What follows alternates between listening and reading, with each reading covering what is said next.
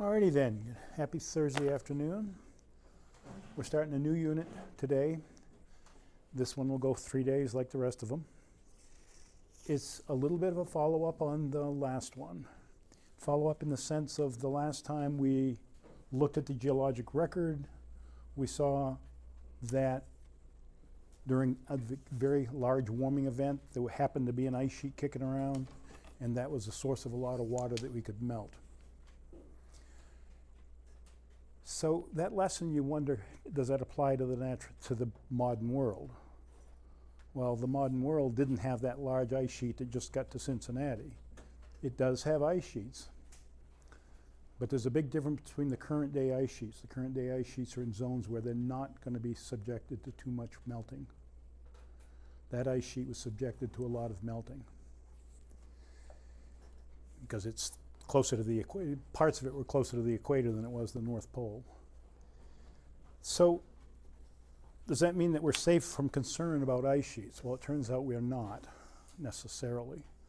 So what we're going to explore for this session is something called the marine ice sheet instability hypothesis. Well, there's a hypothesis on there. The point being that there's a way to get this elaborating on calving rather than simply melting it away. Maybe we can move it away. And the physics behind that are actually quite gnarly, but we're going to delve into them. We'll dip our toe into them just a little bit. We'll take this last time we took the sea level rise, we went to the future. We're going to take this one a little bit more about, here's a topic that's getting a lot of press because you'll see repeated articles about the offshoot of this. They won't call it this necessarily, but there's quite a bit of fear-mongering. I would call it fear-mongering because I know the story a little bit better. But there's a potential for this is a thing that hits a lot of press in the paper, this process. So yes, maybe there's a rapid rise in sea levels in the store for us. That's a working idea. There are another community of folks say there are some processes going on that these folks aren't accounting for, and it's not going to happen. So that's interesting because that gets us a little bit into the general structure of how do we resolve some of these things in the science community. So rather than when we get to the thinking part of this, we're going to think about resolving an issue, a science issue. We're going to get our toes into it just enough that we can form an opinion one way or the other. And there's no right or wrong answer to that, of course. So this is part of the exercise to start to work with information and form some sort of opinion. Before I go any further, questions, suggestions, answers? Okay, so let's dig into the marine ice sheet instability hypothesis. And we'll define it right away. And it's basically, it's the potential, key word, potential, for ice sheets, and it's only a special kind of ice sheets, grounded below sea level. We'll talk about what that means, but that means that basically where they're resting now is below the modern day sea level. To destabilize in a runaway, think positive feedback fashion. Marine sheet instability, the potential for ice sheets, certain subset of the ice sheets, to mechanically become mobile with a positive feedback thrown in for kicks. And it's the positive feedback that scares people about this. It's not a new idea. There was a fellow just up the road from us in Columbus named John Mercer. In 1978, the late 70s, he wondered about the West Antarctic ice sheet and CO2 and whether that could be a threat of disaster. He was Mercer was one of these characters that you would think of as the crazy scientist. He was a bit of a recluse. Physical stature was he was a large man, but he didn't like the public. He didn't teach classes. He was afraid to stand up in front of classes and talk about it. But he was quite smart, and he spent his life running around looking at things and making some very perceptive observations about them. So at any rate, he was perceptive enough to see this thing 50 years ago. Okay. So to reiterate, we were about sea level. Really, we're talking about the rates of sea level. So we want to be sure. We picked that 1 meter. That was fine for a melting ice sheet. Can we go faster? We're going to find a mechanism that will go faster. There's 3 components to this process, or three things that are needed. First thing that you need to do is you need to make icebergs. You need to break up the ice sheet. And that gets back to the grounding thing. If you got sea levels, the base of this here, this is sea level. Here's a slope. The ice sheet's coming down here. If the ice sheet's in here, it's never going to care about sea level. You get it down in here, there's a buoyancy force. And that starts making icebergs. You've got to have this process operating where there are calving glaciers. But to really get it wound up and going at its full bore, you need to have something called ice shelves, which are going to plug it up. You got to make icebergs. You got to have it in a certain place. It's related to the geometry of the ice sheet, the ocean, and the area underneath it. They're all elements that go into it. There's this geometric configuration here. There's a couple diagrams. They're going to sort of look the same. They're very similar to diagram this, and we're always going to do it in cross section. And that means that we cut the ice sheet in half here, and we're looking at it from the side. And we'll see the 3 elements: the water, the ice sheet, and the land. Okay? How do you make an iceberg? There's 2 ways. The icebergs that you've probably seen a movie of, where the catastrophic thing that comes down and there's a wave and the boat goes off, that's what we call the ice cliff. And that's just a breakup of the ice. You go to the guided tour boats in Alaska, you'd see this kind of thing. You'd see an ice cliff, and I'll show you an example of that. We're talking about something much larger scale for the real hypothesis to kick in. That's already floating. All right. The water, all of these have got to be in contact with the water. Okay, so this is what's an ice cliff. This is a place called Columbia Glacier in Alaska. This is very near the can't pronounce it. Why can't I pronounce Valdez, Alaska, which is the terminus of the Trans-Alaskan pipeline. So there's a bay.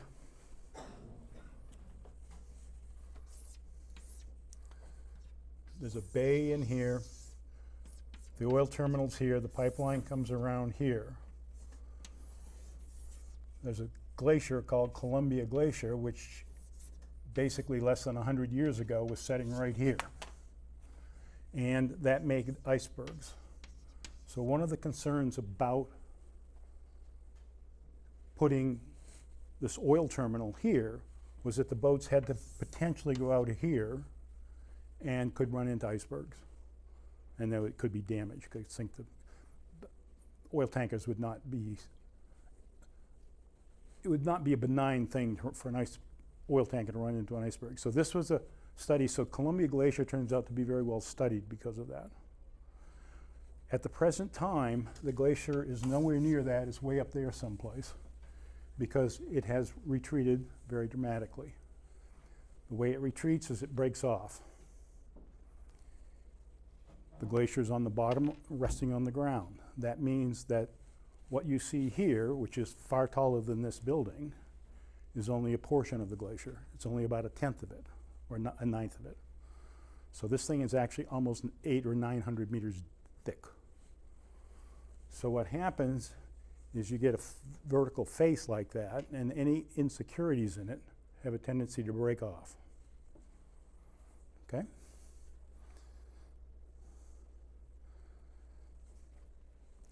They break off, and does it add that much to sea level? The process, not necessarily. This is already grounded, so there's no isostatic compensation. Well, no, I won't get it. Scratch that. So anyway, it breaks off and it goes away.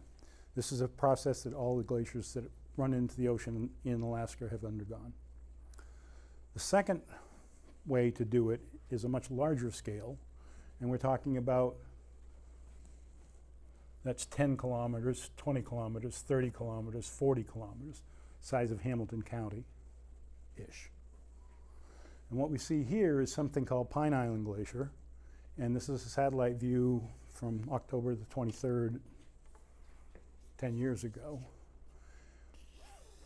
That glacier's, this is the focus of the glacier. This is sort of the edge of the glacier.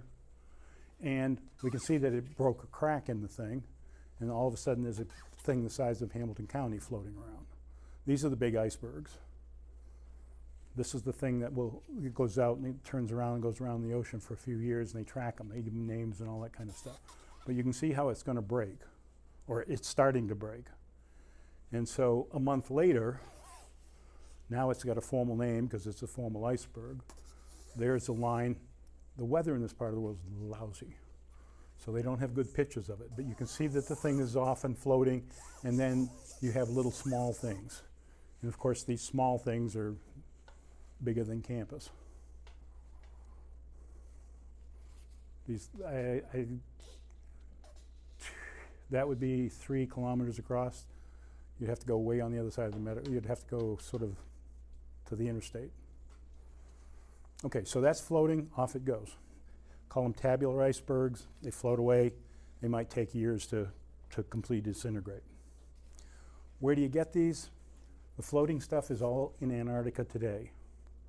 It's not in the northern hemisphere anywhere. I want to bring your focus that we're going to look a lot at Antarctica, so I'm going to set it up. We're looking directly at the South Pole, down on it from the South Pole.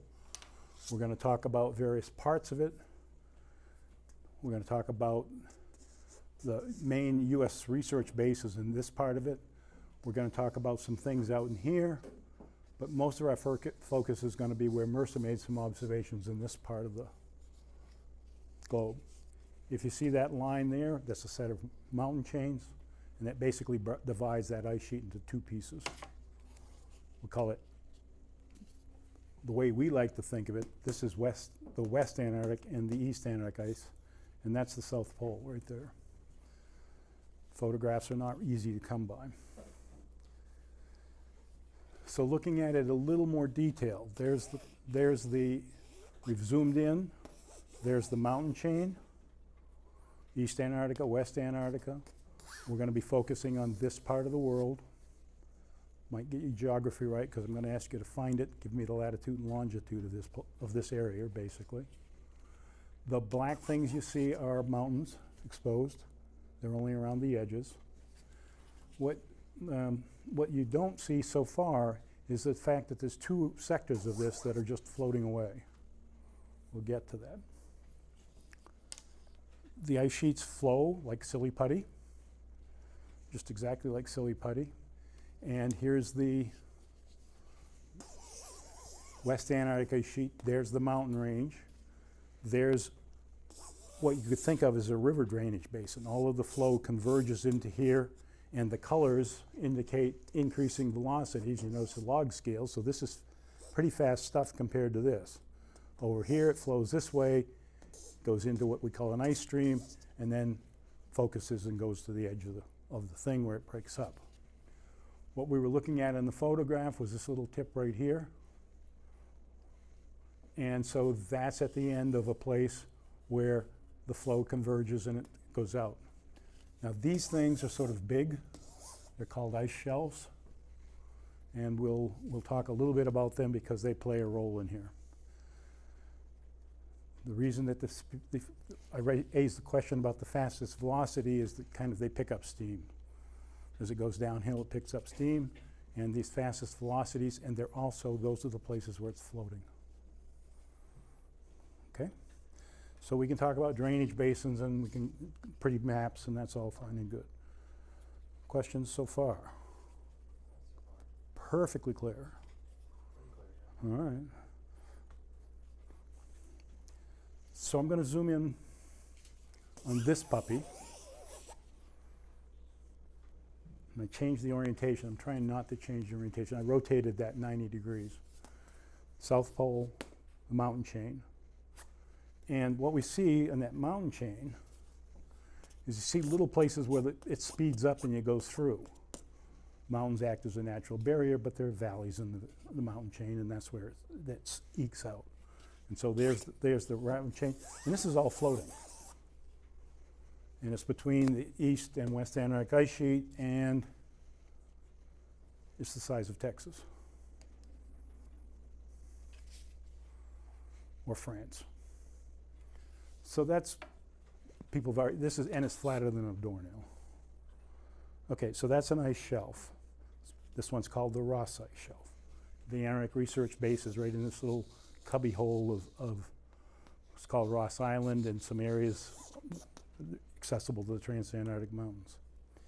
If I go on the other side, we talked about the drainage through here. Well, what about the drainage over in here? Because there's no mountains. So the ice sheet's free to speed up as it will, and it does. And I've oriented the same way. We're looking at the west side of it now. And what we have again are those streams that come into loci. They're faster flowing zones. Those faster flowing zones in this case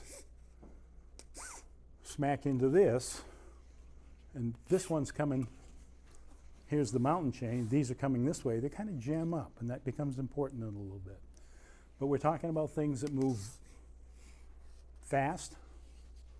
For glacier, that's really fast, and they become afloat. There's a line here, the blue line is a complex line. It's not a straight line. Up to here, it's grinding over the ground. After this, it's floating. All right. And that is a big cliff where it ends up. I'm going to zoom in yet one more time on that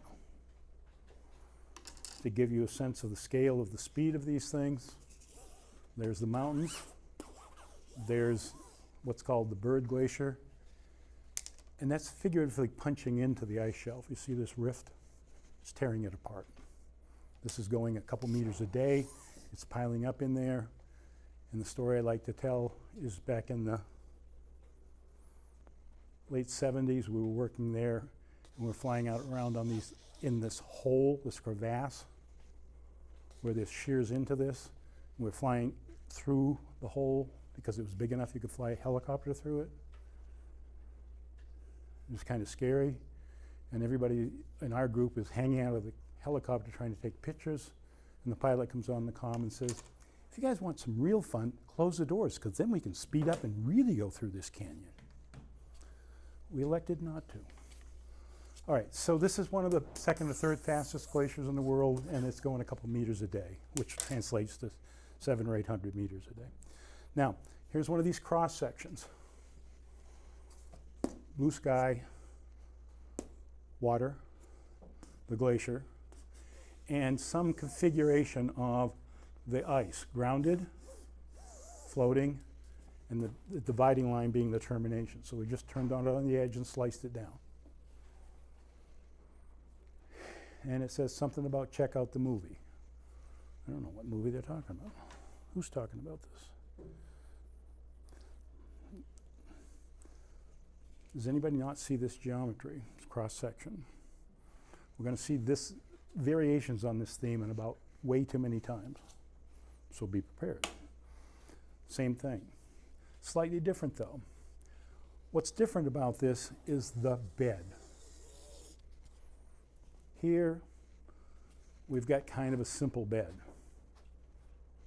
Now, it's sloping a little bit because this is the pushing down of the crust, because this is a big glacier and it's pushing the crust down, and theoretically this is a flat surface and it's tilting. This is not a flat surface. It's got some bumps and lumps to it, but it's still tilting down. Okay, so you have the flow coming in, you have the glacier going up, you have the grounding line, and you have the concept of when the water comes out here and breaks, you make the icebergs. We've seen that. One of the things you don't see is the ocean currents come in. We'll go back to these, and they add to the melting at the bottom of the ice sheet. It's cold water, but it's water. So you're removing ice from the glacier, both by breaking it off and by melting it. So far, nothing catastrophic. This has been going on forever. No big deal. It's going to become a big deal here in a minute. Let's talk about some physics. There's a glass. I've got 2 ice cubes in it, different sizes. I start pouring water in it. Which one's going to float first as I keep pouring the water into it? Little one or the big one? Why? Less volume. And so where will it start floating? As I raise this up, tell me when it stops, when it'll start floating. Right about there. Ice is basically a density of 0.9, water's 1. You have to have a compensation, so it'll float there. So the little one starts floating, you're not anywhere near the big one. Okay, so it's a flotation of density. So this is important because, guess what? There's a buoyancy force here. There's a force trying to pry this up. And I can't do it, but it's an active force. So this force turns out to be here. I want to think about this buoyancy concept. And so I've got 2 hypothetical places, a reference line, and which one is buoyancy, where's the buoyancy? What's the relative buoyancy between these 2 positions? Gentlemen here? Which is more buoyant? Number 2. Because? Because the amount of ice is less. The amount of ice is less, so it's effectively floating. It's less, and the water's deep enough that it floats. This one, not so much. Okay, that's pretty straightforward. Now, it turns out that I'm going to simplify the physics here, and the notion is that if you have this situation, you can predict how fast the glacier's going just based on how deep the water is. Shallow water, it goes slow. Deeper water, it goes fast. Why? More buoyancy in deeper water. It turns out there's a very simple empirical relationship that drives the modelers nuts because it's only 27 times. But what it means to us is deeper water makes the glacier go faster. So far, so good. So now I'm going to start speeding this thing up because I'm going to change the water depth. If I start speeding it up as I change the water depth, what's going to, lady with the green shirt on, what's going to happen to the speed of the glacier? I start floating it more. The glacier going to speed up, going to stay the same, slow down. Excuse me? Speed up. Because it's a plastic thing and now it's floating, so there's nothing holding it back. So if I speed this thing up, what do? I start sucking that ice from here. If I suck the ice from there, what's going to happen to the effective thickness of the glacier? Well, the thickness will decrease. Decrease, What correct. If it also let the crust bounce back up a little bit? Check, cha-ching. We're not quite to that we're not to that effect yet, but we'll get there. So he's absolutely correct. The crust is going to bounce up, but at first order, we're going to thin this thing, so it's going to speed up, and it's going to effectively be more flat, but what about its buoyancy effect? So in other words, we decided this had more buoyancy because it's thinner than this, but this is going to get thinner, It would be closer to even. so it's going to be more buoyant, which speeds it up, which draws it down. All right, now there's another effect in there, and I don't think I want to use that diagram. I'll use this one. Forget the next one. Another point. If the grounding line were at this point, that's one thing, right? Excuse me. So the grounding line is going to retreat as this speeds up and floats away. It's going to get thinner as it floats away, but what's going to happen to where the grounding line is? It's going to move back towards me. Deeper or shallower water, the gentleman with the orange?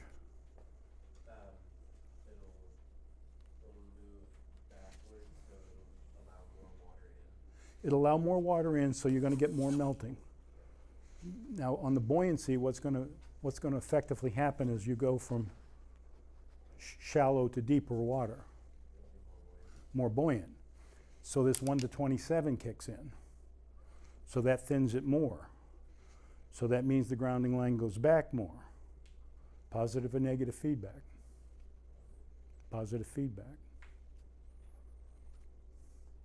You have a mechanism just on the buoyancy of the ice and the configuration of the bed to generate a positive feedback. They put this little bumpy in here to say it could retreat here, but if it goes up onto that bumpy, it will shallow it enough to stabilize it. They're called pinning points. Okay, so now we have the potential positive feedback to get rid of that ice sheet. And so far, now I use this 1 to 27. That's an empirical relationship from Alaskan glaciers, and there's a lot of reasons it's not exactly right. It's close enough for an approximation for our purposes. The physics behind this has been looked at and extensively debated by many people, and because this runaway effect is a nice newsworthy item. We're going to start it, and if it starts, it's not going to stop. It's not going to stop until when? The lady here in the gray sweatshirt, if it started this catastrophic retreat, when would it ever stop? How much ice is there? In this case, calved. It's brought to the front and removed from the ice.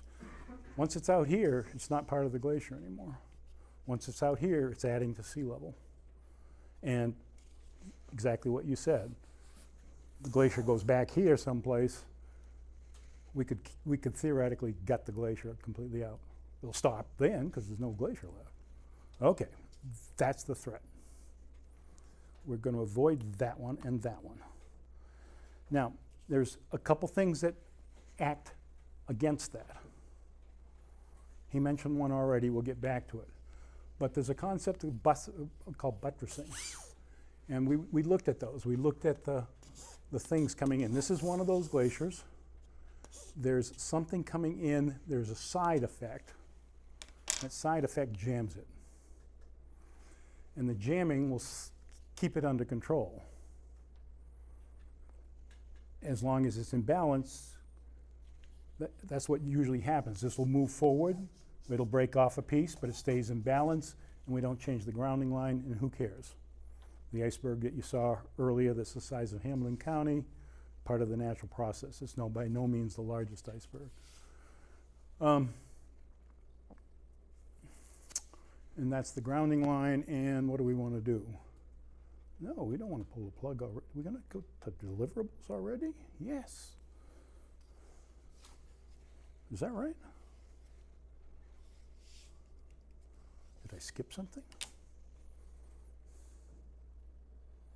I must have. It doesn't seem right. All right, well, we're going to get out of here early today. That's good. Let's think about buttressing a little bit. I could swear there's more slides there. Okay, so the buttressing is a complex thing. What they're talking about is the speed here of the glacier and time for about 10 years of observations. We know this in great detail because we now have been studying it. This is speed, 4,000 meters. This is a series of, well, this is profiles.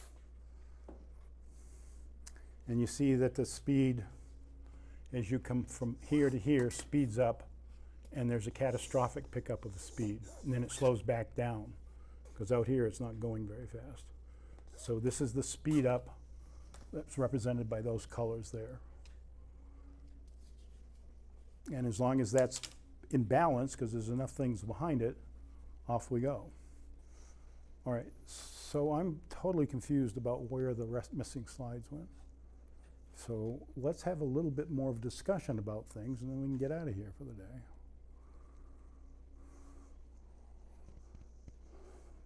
Brown hat, question. You have a question?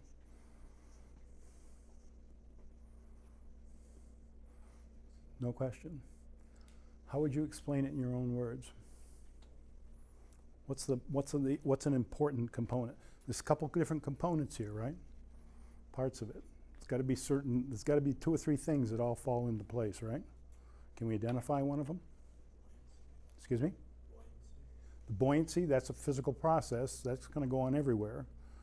But we need sufficient water depth to start floating the edge of the glacier.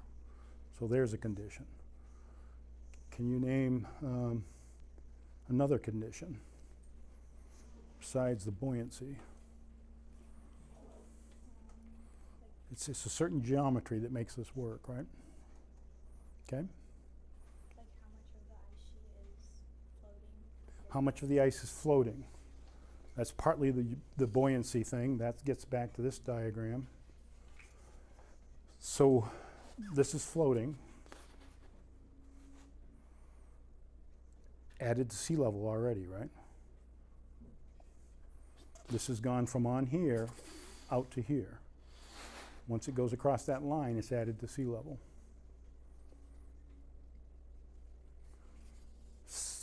The floating things don't do diddly because they're already floating. So when one breaks off, it's not going to raise sea level. That's an important buoyancy point. What do you have for a question?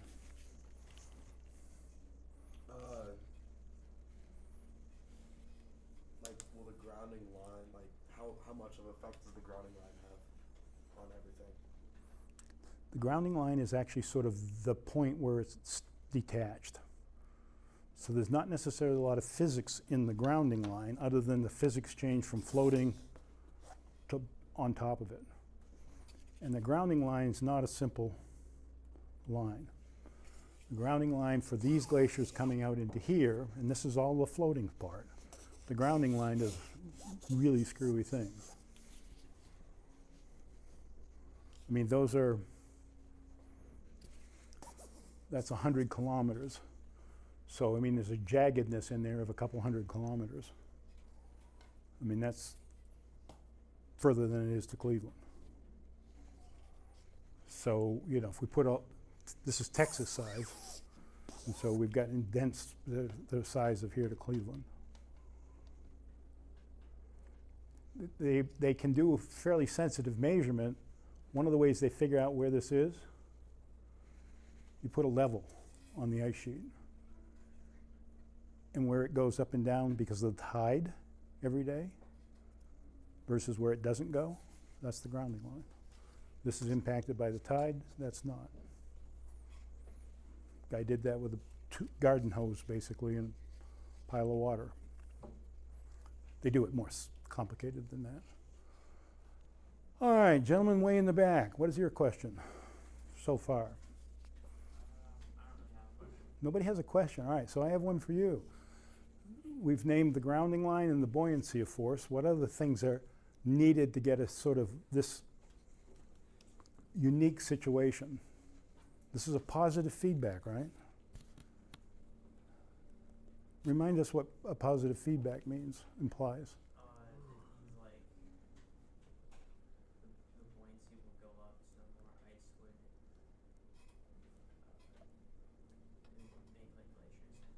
it would keep changing. And as long as the slope is deeper water,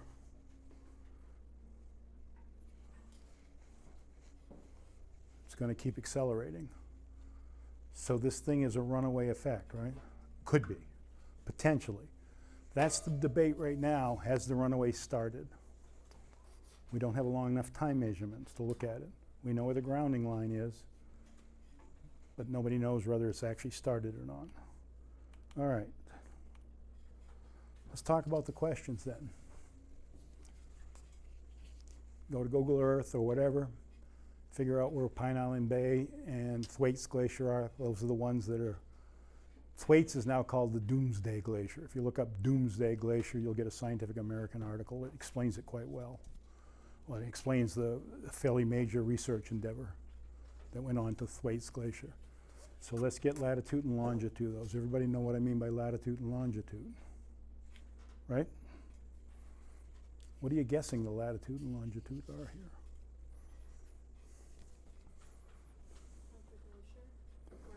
These spots. Where are these spots again? Here's all of Antarctica. Here's a snippet of Antarctica. The places we're looking for is here. Here's the Antarctic Peninsula. These are the little puppies here. This is the big ice shelf, Ross Ice Shelf we looked at. This is the Ronnie we haven't talked about. So that's the South Pole, right?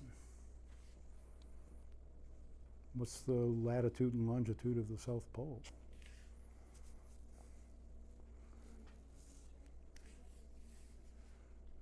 So latitude is the thing that goes from north to south. So we're as far south as we can get at the South Pole. It's 90 actually. 90 is effectively 0. There's nothing higher than 90. Okay, now where you are in longitude, these little radial lines are the longitude lines. And you see right near the 0 spot, they're really close together.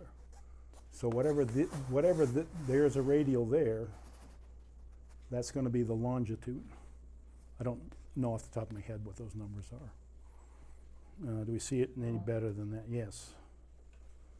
Here's the latitude and longitude lines. South Pole, and we can't read them, but there's the latitude lines, and we're going to look for one that's way over here someplace. Okay? So we got question 1 done already. And if anybody's really smart, they'd be doing this right now, and you'll be done when you leave class. When I turn you loose, you'll have it all done. Number 2, which ice sheet are they into? What are the possible ice sheets on the planet today? Maxine, how many ice sheets on the planet today? What are they? There's that many ice sheets. What are their names? This was kind of drawing back to the thing that we did a little while ago. Where's all of the water? There's 3 ice sheets today. Are they all together, or are they separated out over different places? Where's all of the white stuff on the globe today?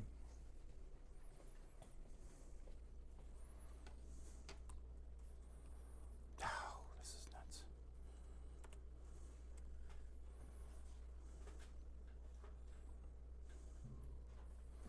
So here we go to Google Earth.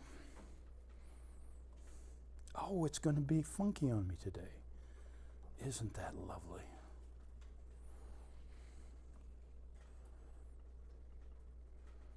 No, it's not going to, it's going to misbehave totally.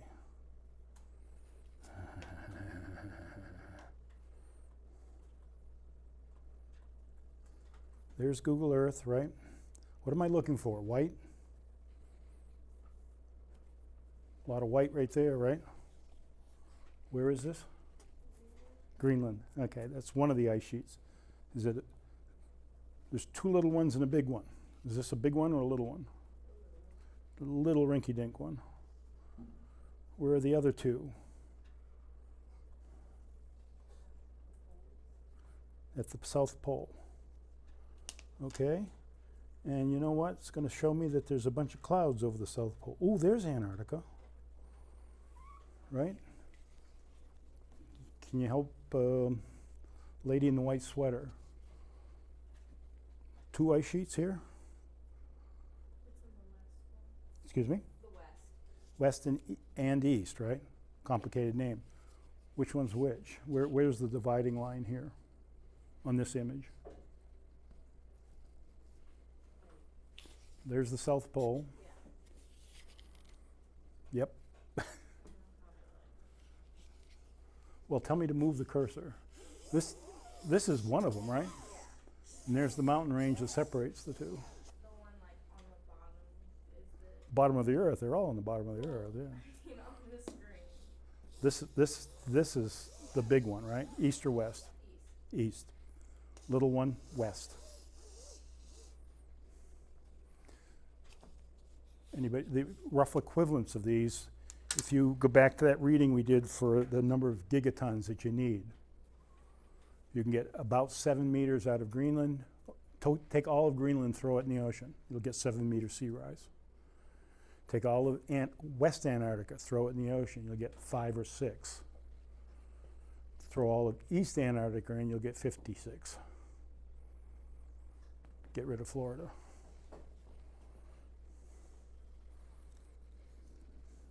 All right, let's do something extremely different.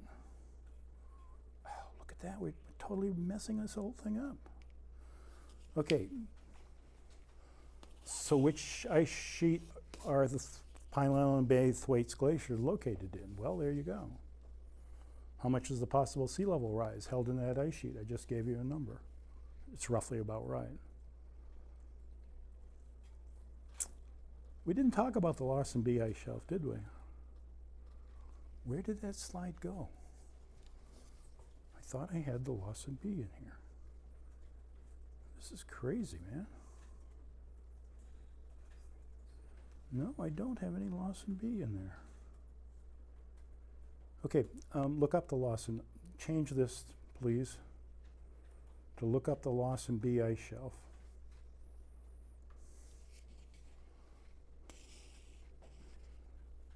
I'll tell you basically the answer. It blew up, disintegrated, fell apart in a month. Question for you though is, did the sea level blow up when you took an ice sheet, ice shelf, you blew it up into little pieces, floating pieces? Did sea level, doesn't matter how much, conceptually did sea level change?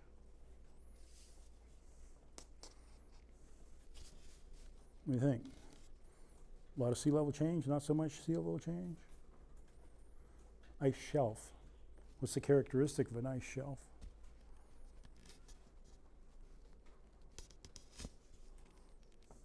Gentlemen in the red shirt, what's the excuse me?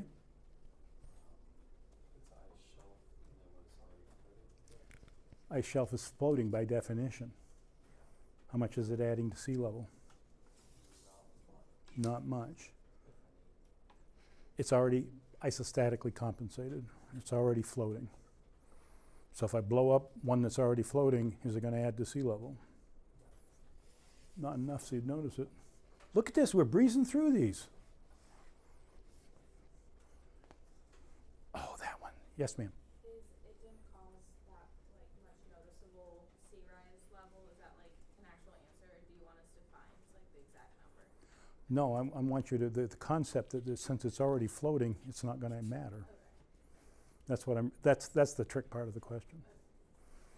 But we just talked about it. Okay, we'll have to leave that one alone because you'll have to research those a little bit to get a, this is called the Doomsday Glacier, Thwaites. Okay, that's a philosophical question.